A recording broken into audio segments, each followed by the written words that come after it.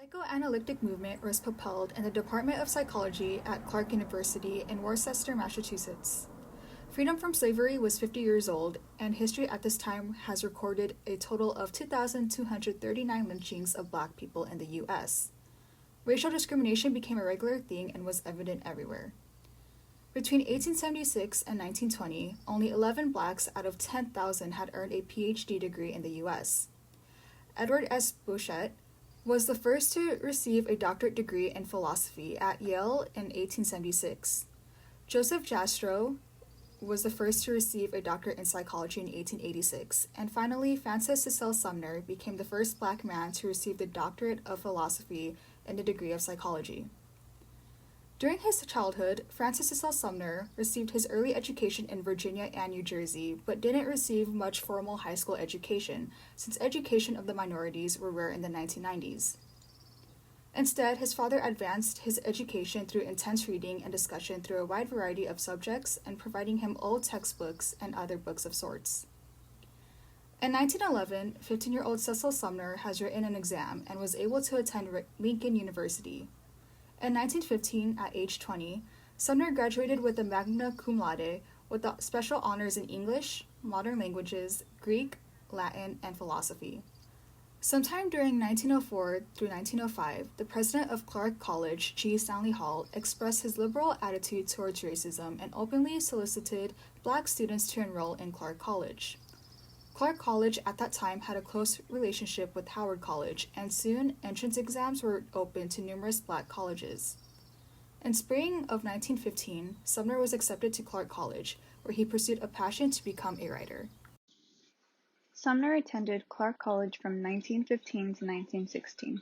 He wanted to pursue his passion for literature and enrolled in English courses. He took electives in foreign languages and psychology. Despite psychology only being his elective class, he would be described by his fellow students as, quote, unquote, more or less a psychologist. He was also known to be at the very last table in the back of the library, reading some kind of psychological novel. In June of 1916, Sumner was awarded a bachelor's degree in English. It is widely known that Sumner's admiration for Hall is what led him to seriously consider psychology as a major. Hall provided support to Sumner and other Black students anonymously. Hall had been known to support people of color and display his racial liberalism as far back as 1872. It was evident that Sumner admired Hall in his dedicated manuscript to the memory of G. Stanley Hall. In the manuscript, Sumner spoke of Hall's support and guidance during his time at Clark. Hall constantly gave Sumner feedback and suggestions for his writing. He proposed that Sumner should pursue the religious treatise as a dissertation, but Sumner was not interested due to the fact that he felt uninspired because he was surrounded by like-minded people and felt little to no opposition. In the fall of 1916, he returned to Lincoln University as a graduate student and instructor of psychology and German. Towards the end of his first semester of work at Lincoln, Sumner had recognized a desire to continue in the field of psychology and a need for future advanced training. While Sumner was strongly interested in psychology, he facilitated between psychology and German. Sumner wrote to G. Stanley Hall and asked his consideration for a junior fellowship to study race psychology.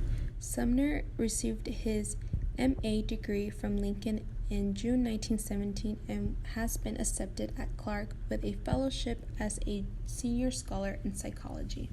During that time, Sumner finished a study called Psychoanalysis of Freud and Adler, and was attempted to have it published by Badger Publishing Company. In the summer of 1918, he wrote to Hall to ask him to consider the excellence of his work as a potential doctoral dissertation.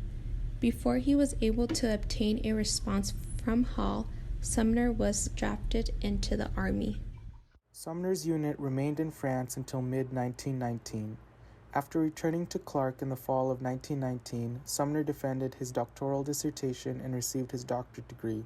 His dissertation was later published in the Journal of Genetic Psychology and received acclaim for its outstanding interpretation of psychoanalytic theories. Sumner started his teaching career first at Wilberforce University and then Southern University. In 1921, Sumner began teaching at West Virginia Collegiate Institute and began contributing to the American Journal of Psychology. All of Sumner's studies were done without outside financial assistance due to racial prejudice. Sumner advocated for educational reforms among black colleges to create independent psychology departments and first-class institutions of higher learning. Sumner believed the acceptance of black people as a part of Western culture would clear the path for them to enter mainstream U.S. society, and it is a battle still being fought today. After the academic administration's unsuccessful attempt at requesting a raise for Sumner, Sumner resigned to take a position at Howard University. Sumner became acting chairman of the psychology department at Howard. In 1930, a permanent psychology department was created, and Sumner was appointed full professor and head of the department. He stressed the need for Howard to educate more black psychologists, and by 1946, the psychology department had the highest level of enrollment in its history.